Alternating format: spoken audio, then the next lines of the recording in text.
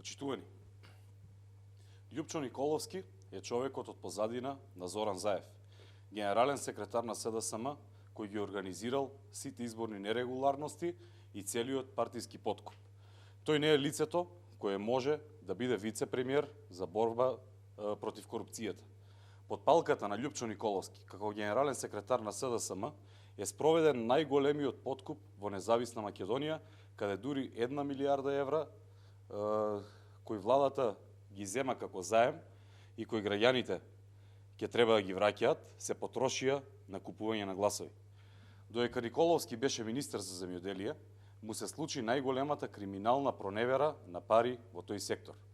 Имено, во период од 21 септември 2017 година до 1 октомври 2018 година, Кире Неделковски, партиски активист на СДСМ и човек близок до Николовски и Заев, проневерил цели 300.000 евра пари на тутунарите од Сојузот на тутунари.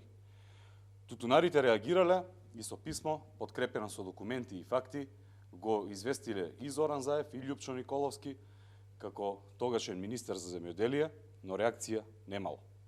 Кире Неделковски не само што шета на слобода, туку е и унапреден од страна на оваа власт и именуван за член на управниот одбор на Агенцијата за поттикнување и развој на земјоделието.